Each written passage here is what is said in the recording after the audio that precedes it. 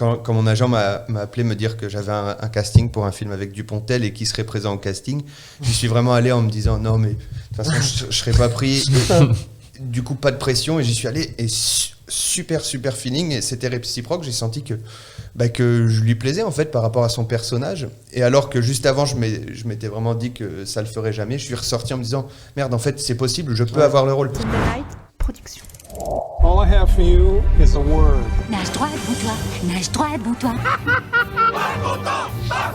Pourquoi refuse-t-elle d'être peinte? Ça va être très difficile. I love you, Joe. Tiens, c'est marrant, on me le dit souvent. I'm deadly serious. Harry Potter is dead! Bienvenue dans la saison 2 de Clapement 5 pour tout connaître du cinéma, de son actualité, avec des interviews, des débats et des jeux. Je m'appelle Aurélien Rapatel et j'ai le plaisir de vous retrouver pour un nouvel épisode enregistré depuis The House of Running à Paris. Nous sommes aujourd'hui en compagnie d'un invité qui est comédien, scénariste et réalisateur. Vous le connaissez notamment pour le collectif Les Parasites, qui a sorti l'année dernière la série L'Effondrement, disponible sur leur chaîne YouTube et sur MyCanal. Vous l'avez vu aussi dans le film Forte, la comédie avec Mel Rabedia, ou encore dans le film Dans la maison avec François Ozon, oh là je confonds. Et en ce moment à l'affiche d'Adieu les cons d'Albert Dupontel. Merci Bastien Huguetto d'avoir accepté notre invitation.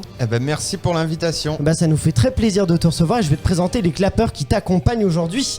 Tout d'abord, nous retrouvons notre clapeuse journaliste qui rêve d'un prix Pulitzer. L'aura-t-elle grâce à cette interview? C'est Julia Solence. Bien, j'espère. On compte sur toi. Je vais tout donner. Et est avec elle un clapeur responsable marketing qui a vu la série L'Effondrement. Depuis, il a préparé des réserves de nourriture dans sa cave pour survivre. C'est Michael Godefroy. Oui, c'est ça. Il y en a sur mon lit aussi. En fait, j'ai plus de place pour dormir. Voilà, exactement. Mais c'est sympa. Au moins, tu survivras à L'Effondrement. Au moins. Peut-être seras-tu pillé, on ne sait pas. Oui, c'est possible. Mais donc, Bastien, je te propose de commencer avec une question un peu traditionnelle. C'est comment t'es venue cette passion du cinéma ou de l'audiovisuel, puisque... Très bonne question. C'est venu dès mon plus jeune âge en fait. Ouais. J'ai toujours aimé faire le pitre, le clown. Quand on était petit avec les cousins, on organisait des booms. Ouais. C'était un peu des scènes de théâtre dans la grande maison familiale où on se retrouvait tous. On faisait payer 10 francs les adultes pour venir voir, et puis on faisait des petites impros, c'était complètement nul, c'était rigolo. À la fin, on faisait danser tout le monde pour justifier le fait que ça s'appelle une boum. Et puis après, on allait s'acheter des bons becs. C'est sympa. Donc ça, c'est vraiment les prémices. Après, j'ai un souvenir aussi d'être en train de danser. Il y a du soleil et des nanas avec un cerceau, au centre aéré, des trucs genre à 4-5 ans. C'est vraiment les ciments de ma mémoire, quoi. Et t'as un premier souvenir de cinéma ou pas qui t'a marqué Premier souvenir de cinéma? Non, en vrai, il y en a plein, mais je me souviens du premier film que je suis allé voir sans adulte, et c'était Space Jam. Ah ouais, avec Michael Jordan? Ouais, ça, j'étais avec Michael Jordan et Bill Murray, j'étais avec mon frère. T'étais avec eux, je me suis dit, c'est pas mal. Avec les deux, Bonne j'étais séance. placé et tout. Comme ça que les parasites sont nés après. Oui, j'imagine. Mais et du coup, non, et ça, c'est la première fois que je suis allé au cinéma sans parents. En tout cas, je me souviens pas des tout premiers films. Il y a peut-être L'Enfant sauvage de Truffaut que j'étais allé voir avec l'école, très jeune, pareil, peut-être au CP, un truc comme ça, mais c'est un peu flou. Mais Space Jam, je m'en souviens très bien parce que c'était totalement absurde. Vu qu'il n'y avait pas les parents, on avait fait un truc complètement con. On s'était assis au premier rang en fait. Ouais. Et je me souviens du générique du début qui est hyper violent, en mode rap US, des images de la NBA et tout. Moi, j'avais les yeux qui pleuraient comme ça. Voilà, c'est un peu trop, mais c'est cool.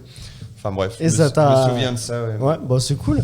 Et justement, après, t'as commencé en voulant être réalisateur, c'est ça pour... t'as fait l'écart, tu voulais faire l'écart en réalisation, mais finalement, tu l'as fait en comédien parce que c'était trop cher, c'est ça? C'est un peu ça. Après, en fait, je savais pas trop quoi faire. J'ai toujours su que je voulais faire des films, je voulais raconter des histoires. Mais je savais pas comment faire. En fait, j'étais très naïf. Quand j'étais enfant, j'avais envie d'être acteur. Mais après, en grandissant, j'ai complètement développé la culture cinématographique. C'est là que j'ai commencé à bouffer des films. Et du coup, en fait, j'ai eu envie d'en faire, d'en écrire. J'ai commencé à filmer mon petit frère et tout, à bidouiller des trucs avec les copains à droite à gauche. Mais l'écart au début dans mes recherches, je voulais y aller en tant que réal, mais j'ai vu effectivement que c'était un peu cher, donc je me suis dit autant y aller en acteur, et puis je ferai des films en parallèle parce que j'avais investi dans une petite Sony Handycam à l'époque qui coûtait 700 €, mais qui était un sacré investissement, c'était le top du top. Ça filmait en 720 et tout, c'était waouh. Ah oui, c'était haute qualité. Mais du coup, c'était un peu ça l'objectif, et c'est ça que j'ai fait, quoi. J'ai appris un peu le métier d'acteur, et puis en parallèle, je faisais des films, et la technique, je l'ai appris sur le tard. Mais je suis un très mauvais technicien en réalisateur. Je suis plus un metteur en scène, directeur artistique. mais j'ai besoin d'être bien entouré pour tout ce qui relève de la technique. Ouais. On est une bonne équipe technique. Michael, tu avais une question ? Alors, une petite question, oui, effectivement, tu as appris avec l'écart à faire de l'acting, etc. Mais tu as fait après plein de choses. Tu as fait du théâtre, donc avec Orphan, tu as fait du cinéma, donc avec Albert Dupontel, tu as une chaîne YouTube, donc un collectif avec Le Parasite. En fait, dans quel domaine tu as pris le plus de plaisir parmi tous ces belles choses ? Tout est complémentaire. Mais tu joues la compétition, Michael. Il voulait un. Mais je me dis que s'il fallait choisir, si on me mettait un pistolet sur la tête et on m'obligeait à choisir un truc à faire toute ma vie, je sais pas qui le fera, mais Michael, peut-être. S'il restait qu'une chose, je choisirais plutôt d'être auteur. D'accord. Parce que c'est là que tu as le plus de liberté. En fait, tu changes d'histoire, tu racontes, tu explores. Alors que comédien, avec les années, j'ai appris à relativiser. En fait, je perçois le métier très différemment maintenant à mes débuts en tant qu'acteur, quoi. Du fait des expériences que j'ai eues, les bonnes comme les mauvaises, qui m'ont fait me rendre compte ce que c'était vraiment. Et en fait, tu es quand même très dépendant du désir des autres. Et être passif comme ça, c'est pas ce que j'ai envie de faire toute ma vie. Après, bon, quand tu arrives à des stades où on te propose 10 rôles principaux tous les mois et avec plein de projets intéressants, j'imagine que c'est quand même autre chose mentalement, mais en tout cas là où j'en suis aujourd'hui, ce que je préfère c'est écrire et réaliser, parce que c'est là que je prends le plus de plaisir, et j'ai l'impression aussi de réussir à avoir un certain contrôle sur ce que je fais, là où j'ai parfois été déçu du résultat de quelque chose qui m'appartenait sans vraiment m'appartenir, parce que finalement le jeu c'est quelque chose de très abstrait, très difficile, et il faut être très, très bien dirigé dans un beau projet qui nous correspond, il faut bien le comprendre. Et ça, c'est des facteurs qui sont rarement tous réunis en même temps, quoi, malheureusement. Julien ? Mais justement, tu parles de liberté. Et quelles sont les libertés que tu as avec la plateforme Internet, que ce soit YouTube ou même la télévision, que tu n'as pas avec le cinéma ? Sur YouTube, tu fais ce que tu veux. N'importe qui peut faire un film et le diffuser. C'est pour ça, au début, qu'on a commencé YouTube avec Les Parasites, c'est qu'on faisait des concours de courts-métrages qui s'appelaient les 48 heures. Et on a commencé juste à mettre les films sur YouTube pour que les amis les voient. Puis finalement, il y a eu des vues. On s'est dit, on va continuer. Mais c'est vrai qu'à la toute base, si je remonte un peu avant, en 2006-2007, au tout début de YouTube, je regardais beaucoup de YouTubeurs américains qui faisaient déjà un peu du podcast et des trucs comme ça, alors que ça n'existait pas du tout en France.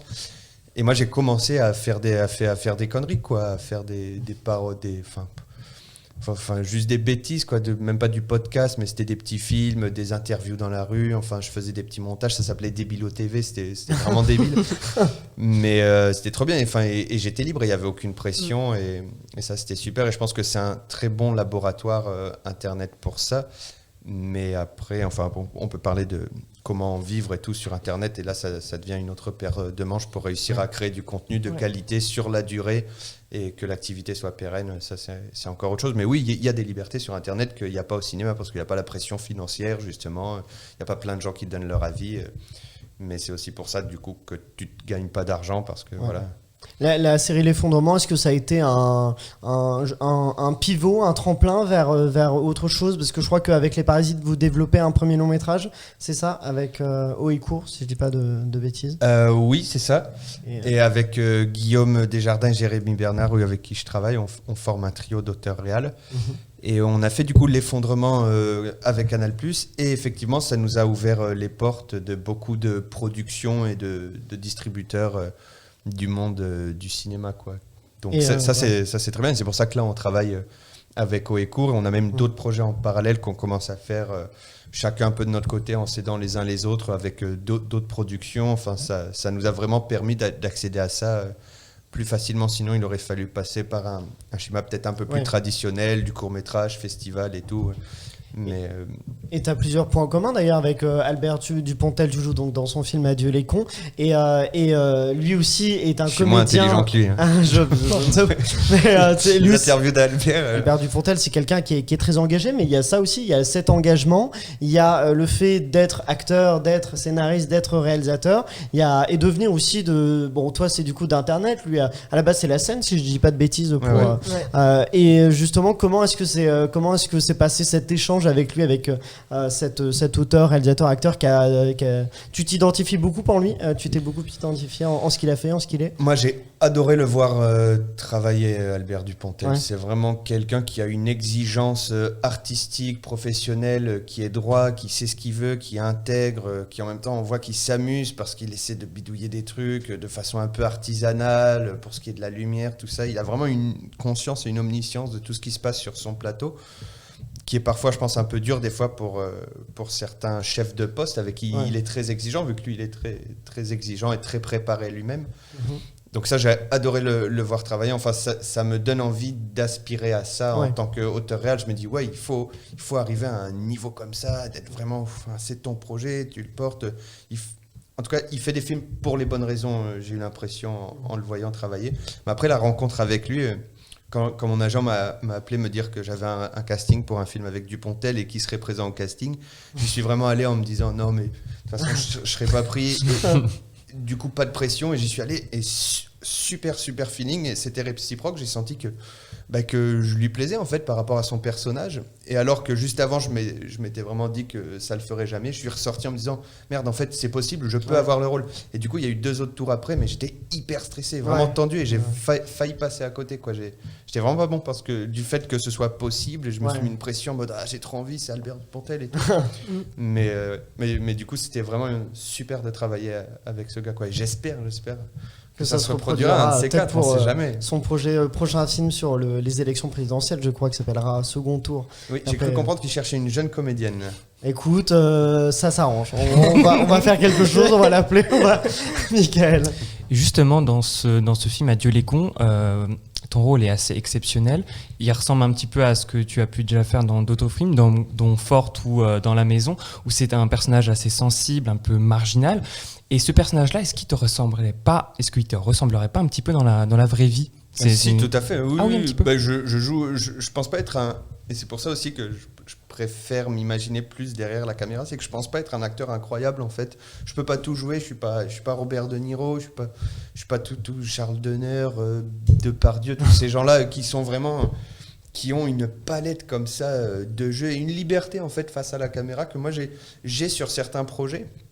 J'ai sur les projets dont j'ai le contrôle et j'ai pleine conscience de ce qu'on fait, comme sur l'effondrement, la maison de retraite, par exemple, des trucs comme ça, où j'ai pu expérimenter d'aller chercher d'autres choses, ou quand on faisait les cocovoites, où on faisait beaucoup d'épisodes, où là, il y a une liberté, tu te lâches et tout. Alors qu'au cinéma, j'ai l'impression d'être...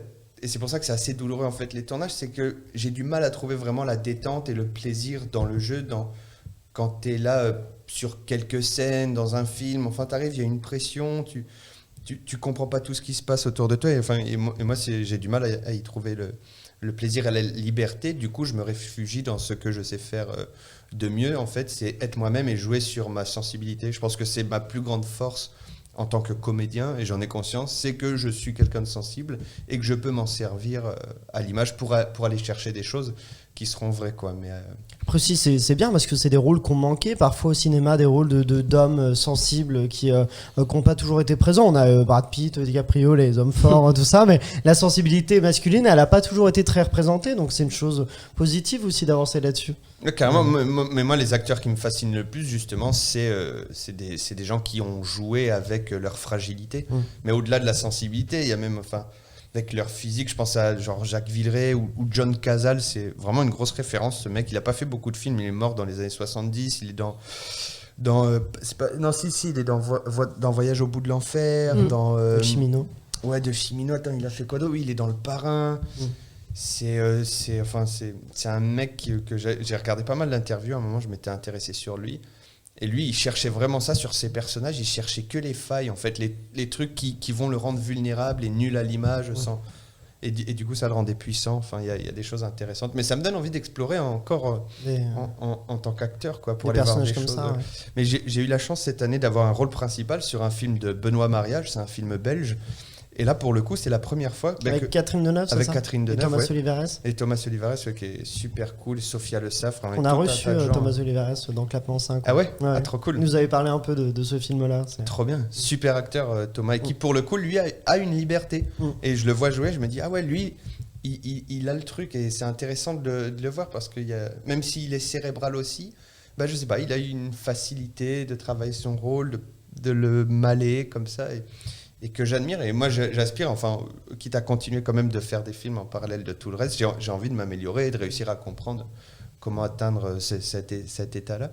Et ça, c'est quelque chose que j'ai réussi à toucher avec ce film, Saint-Habib. J'ai vraiment ressenti que pour la première fois, j'arrivais à prendre du plaisir, à me détacher de moi-même pour entrer vraiment avec le personnage. Mais bon, ça reste un rôle qui est quand même très sensible. Enfin, vous verrez le film et je suis toujours moi, quoi. C'est facile. Mais bon, après, on vit quand même à une époque où le jeu cinéma est assez naturaliste et c'est rare de voir des acteurs qui jouent autre chose qu'eux-mêmes. C'est toujours des infimes variations de nos traits de personnalité qui sont malés comme ça dans le scénario.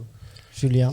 Ce qui est très intéressant avec ton personnage dans Adieu les cons, c'est le fait qu'il a très peu de répliques. Et justement, par rapport à la préparation, est-ce que tu as dû, par exemple, plus être obligé de travailler le langage du corps, par exemple ?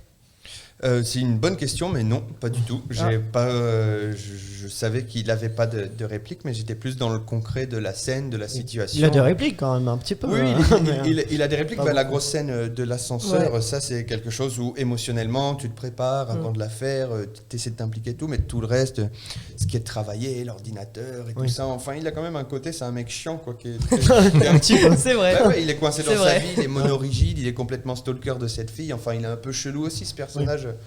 Donc c'était rigolo à jouer parce qu'on est sur un fil, bon je dévie, mais on est sur un fil où c'est vraiment entre, on ne sait pas s'il est mignon ou... Oui, un peu creepy, un peu bizarre. Et j'ai trouvé que Dupontel réussissait bien justement à dire que non, enfin il est juste con quoi.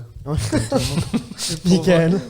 Justement par rapport à, tu disais que tu n'avais fait pas de rôle différent dans l'effondrement, dans l'épisode 6, donc pour ceux qui ne le savent pas, du coup ce sont des petits courts-métrages qui parlent de gens un petit peu, Monsieur Tout-le-Monde, qui vivent du coup la fin du monde. Toi dans l'épisode 6, tu es infirmier et donc tu gères un EHPAD qui est totalement vide, et justement je t'ai trouvé bluffant déjà, je trouve que tu joues du coup quelqu'un d'autre, enfin là c'est pas le Bastien Guettot qu'on connaît, et surtout comment ça a été pour toi ? Ça a été un véritable challenge de jouer ce mec pendant 20 minutes, parce que du coup c'était un long plan séquence. Ça a été un gros challenge pour toi ce rôle ?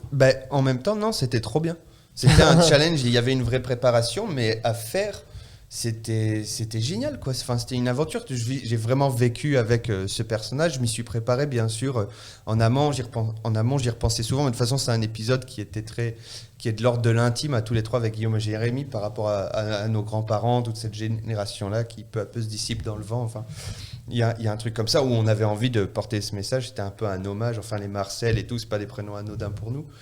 Et du coup, il y avait quand même, il y avait une sorte de symbiose avec ce personnage qui s'est créé, mais c'est parce que aussi j'en avais le contrôle quoi, et j'ai eu envie d'aller vers quelque chose de différent, alors qu'au cinéma en fait t'es juste, quand on est à mon niveau dans des films, t'es juste dépendant de l'envie des autres et de les autres qui t'ont vu dans quoi et tout, donc finalement tu restes vite enfermé dans le même truc quoi. L'effondrement, ça a beaucoup fait écho finalement à cette crise du coronavirus qui arrivait après la diffusion de la série, et cet épisode-là quasiment encore plus, puisqu'il y a ce rapport à nos grands-parents qui ont été donc les plus touchés par cette crise-là. Comment t'as vécu toi quasiment ce passage de la fiction à la réalité ? En vrai, on savait qu'un jour ou l'autre, il se passerait quelque chose. Au début, ça nous a fait peur, comme tout le monde. Au tout début, c'était un peu un saut dans l'inconnu, la veille du premier confinement, tout ça. On avait l'impression que l'armée allait entrer dans Paris. Enfin, c'était un peu angoissant. Et puis finalement, c'est très égoïstement, moi je l'ai très bien vécu. Tout le premier confinement, j'ai eu du temps pour faire ce que je voulais, pour écrire et tout, mais aussi parce que ça reste mon métier, quoi. Donc ça n'a pas tant chamboulé le quotidien par la vie sociale, mais je pense que je ne suis pas le mieux placé pour parler de comment j'ai mal vécu. Non, c'était plus par rapport à ce que vous aviez créé. Par rapport à ce qu'on a créé, c'était choquant de voir. C'est en Espagne, je crois qu'il y a eu des trucs où les habitants d'une maison de retraite il y avait eu des morts qui avaient été abandonnés dans des chambres, quelque chose comme ça, qui était vraiment très, très. Il y avait un rapprochement assez inquiétant avec ce qu'on avait écrit.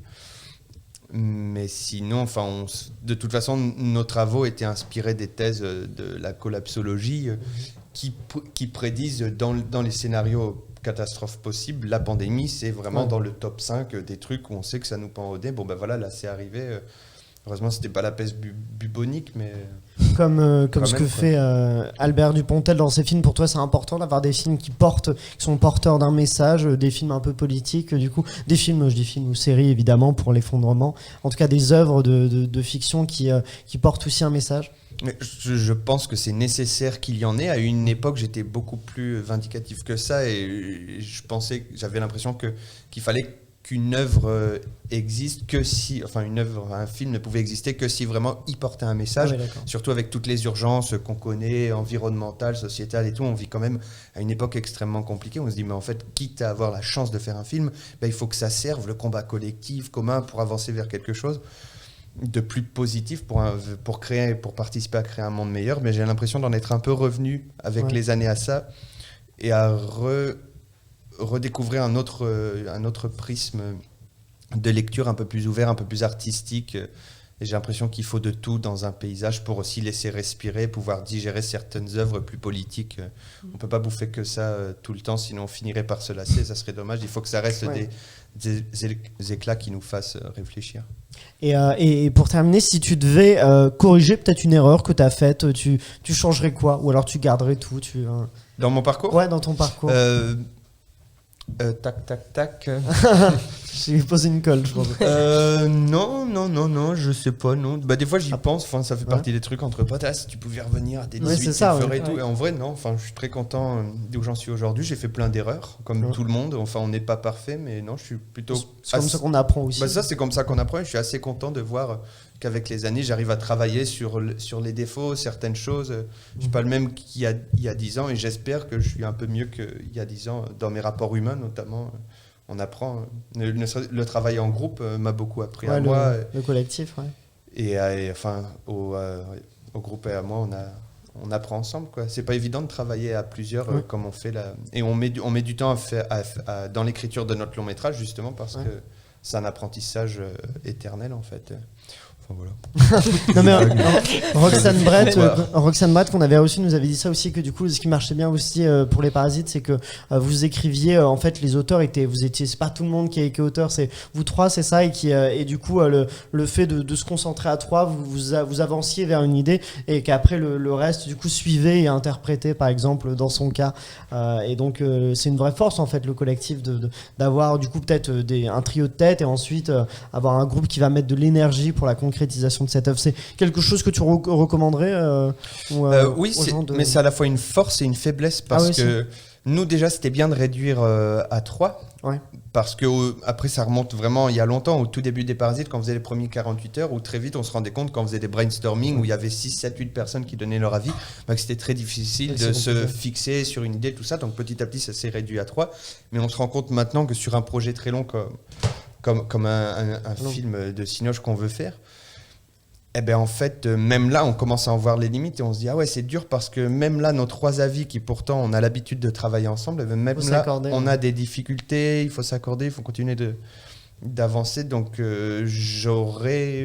à l'avenir, je sais qu'on va essayer de travailler différemment pour explorer d'autres choses, parce que ce qu'on connaît n'a pas forcément à rester pareil pour toujours, quoi.